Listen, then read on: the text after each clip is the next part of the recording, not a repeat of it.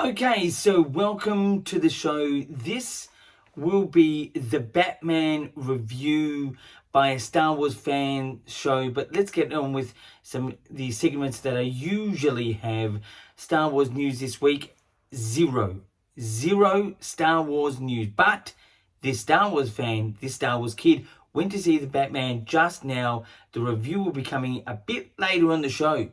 That's the only news. Anyway, let's get into views. Views is my story ideas about Star Wars, anything. Because I saw the Batman just now, and without giving too much away, besides in my review, from the perception of this film, of the Batman, which character would be best to play what we saw in the Batman, but as a Star Wars character? My story idea would be an original Grey Jedi.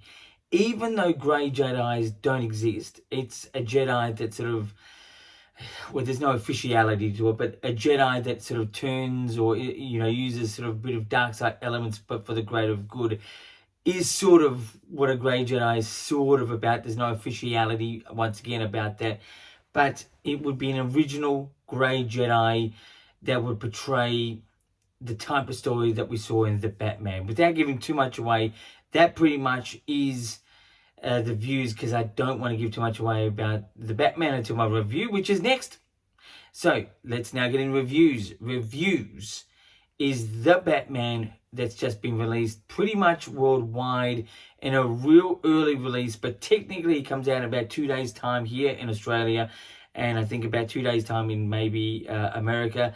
But just to start off with my review, this is the cup, collector cup. Look at it. I can't, I tell you, the marketing people got it right with the actual cup, but the little bobblehead says little kid. And this type of film is not a little kid's type of film. It's definitely a collector's cup. But anyway, that's what I got.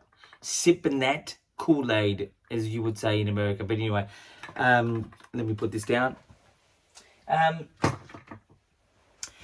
Back. So let's get right into it. Straight off the bat, I give it 7 out of 10. That's the Batman.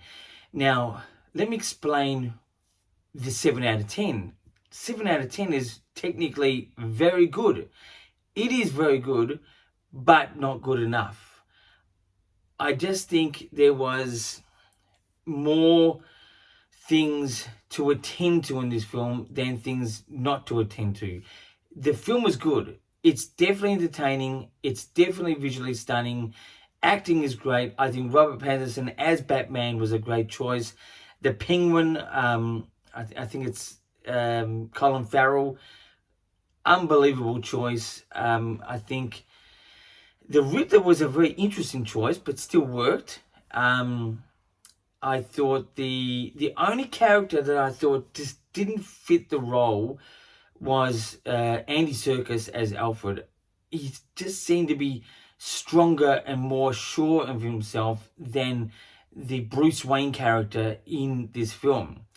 One of my problems is that Robert Pattinson, when in the mask, was fantastic. Probably not as, muscled up as someone like Ben Affleck or what Batman technically should have been in the comics, but I think he had the look. This suit itself was a bit mechanical, but still, pretty funky, pretty modern, and I did think it was very good, but it just really is getting a bit too mechanical, I think, but it's still got a simple element. Robert Pattinson did carry the role as Batman really well, but I just think as Bruce Wayne, whether that was meant to be a portrayal or not, but I found him to be a bit weak and a bit scared, but not so sure of himself. It was definitely a different type of Bruce Wayne. The music in this, from the get-go, was not so obvious like a Darth Vader Imperial March, but it really did come off like that in lots of parts. When he first entered, it was as Batman, You know, every time you saw Batman, the music sort of followed him. Obviously, that's a part of the whole storytelling. Not all the way through, but most of the time. The music was good, but it could have been better. I didn't find the music riveting. Just as a point, just to give you a straight off the bat here again, is it the best Batman? No, Dark Knight is still the best Batman by far. That's how much this film didn't achieve. The Dark Knight was by far better than this film. That's not putting this film down. It was just a more enjoyable film. Like, you felt the music, you felt the intro, the body, the end, the emotional capture. Now, where this film really got it wrong, I think, was definitely the clutter in storytelling. It just was a little bit sort of cement yourself in understanding where it was going, because it really does start, you know, in his Batman life. Obviously not giving a backstory. Once again, we know the whole backstory thing, which is a good idea, but, you know, he really, it was just a bit of clutter. Like, we know he's a sort of a vigilante type guy, but the opening scene with the group of Halloween type thugs was meant to sort of be emotional, sort of grabbing for the audience, maybe, I don't know, but it surely didn't grab me. I just thought it was a typical sort of scene. You didn't feel it. I think a DC film that did that really well was The Joker. That was a really good opening scene. You sort of felt that more. You felt you were invested in the character emotionally from the start. Again, you know, films like Karate Kid, the original, even the remake, but more the original, Rocky IV, you know, that first 20 minutes or so, you get really invested behind the character, and you follow that character all the way through. That's what it really, you know, the pacing, that's the pace. So this is a long film. It didn't feel that long, and in parts it did. The pacing of this film was okay. It didn't have to go action, stop, action, stop, action, stop. It wasn't actually full of a lot of action than you think, but there was a little bit there. But it was more that something had to keep you riveting to it, and it was like you're trying to listen through the clutter of raspy, whispery type voices, understanding the dialogue, which is clear, but it was not, you know, it didn't grab you with clarity. It was a bit layered, a little bit textured, very artistic. The sets were great. The look of it was great. You know, there was one particular scene where Batman, there was a visual of Batman coming from an explosion from his car or something like that, and it was upside down. The actual camera was upside down. It just looked very good. The actual villains, I just, besides the Riddler in a partial way, but more towards the end, you sort of started to get to know who this guy was, and even when he was masked, he just really wasn't there all the time to make you know that he was there all the time. Look, the acting was well done. I think Robert Pattinson did a great job for Batman. I think a sequel to this, if you're going to really do it, and it's actually been said before, but I think it's pretty obvious you could do this. It sounds a bit cheesy, but I think it actually would work if you did the same type of film, probably not as long, called The Bat and the Cat. That's what I would do. You know, it sounds a bit weird, but you could do that. The Catwoman character she was good. It just, you really, if you're not a Batman person, you would not know that this was Catwoman herself. Even though she had cats around her, she had this slinky type sort of suit on, but it was more of a balaclava type mask that really didn't hide her face very well, to be honest, but it did artistically look good. You know, you really didn't know who that was. It was just a revengeful type of character. If anything, this film does, it gives us a CSI sort of feel. CSI, you know, the TV series, whether it's Miami or New Orleans or whatever you watch with the CSI, it sort of had that sort of feel to it, like a TV series but as a movie. It had epic wide shots and, you know, lots of in shots. The part of the set that I didn't like, I thought, was that this time Gotham City really did look like New York City. In fact, there was, iconic features of New York just turned into a Gotham sort of version. Like Madison Square Garden was Gotham Square Garden, Gotham Times Square.